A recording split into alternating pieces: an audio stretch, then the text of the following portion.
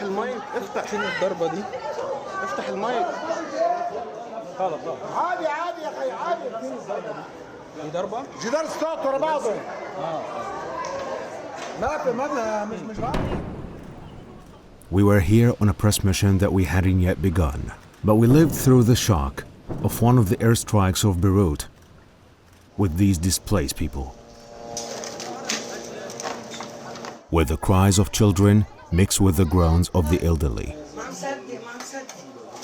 In these cold corners, nothing expresses alienation more than eyes waiting for relief amidst walls filled with the stories of pain.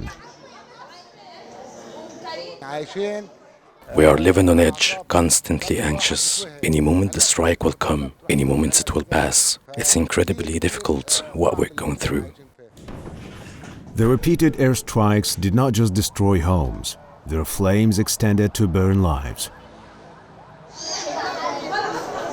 Here, in the temporary shelter, every wall carries a story of suffering, and every face tells a new chapter of sorrow, deepening with each strike.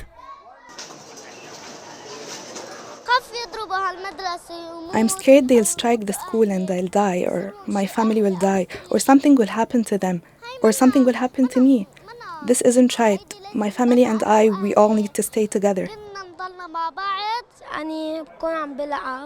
I mean, while I'm playing, they suddenly strike here. I get scared and run to my mom. We decided to create a program to reduce this tension and help the children express what's inside them and speak. We focused a lot on drawing, especially for the kids who can't express themselves verbally. They started expressing their pain on paper and they eventually began talking about it. Children here sleep on the edge of nightmares, and families try to shield themselves with fragile hope for tomorrow. But the sound of planes turned this hope into a distant, almost unattainable dream.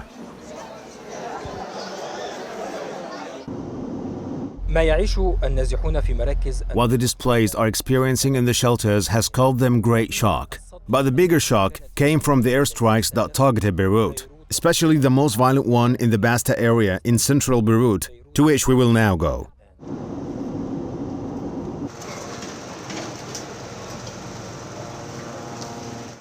Here, where Beirut once stood as the capital of life, it now appears to be a city, sinking in the silence of ruins. Israeli airstrikes have left no stones unturned in many parts of the capital. Every corner here tells a story of pain, grief, and memories that once bore witness to the pulse of life. It's something that can't be described. You're sitting in safety at home, and suddenly a missile or two hit. No one knows when they will strike.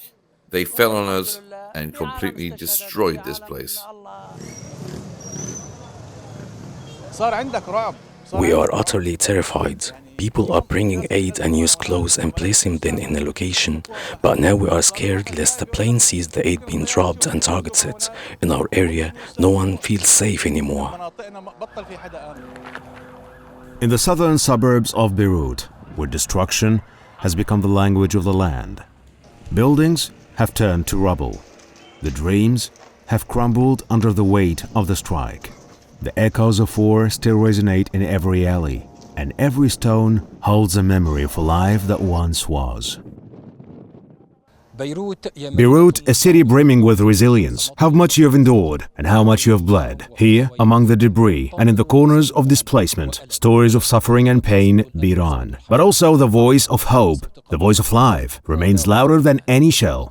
This is Lebanon, a homeland resting on the shoulders of love, despite everything, waiting for the sun to rise once again, lighten up a new day. From the surrounding of the southern suburbs, Ramadan al-Mat'ani, Al Qahira News.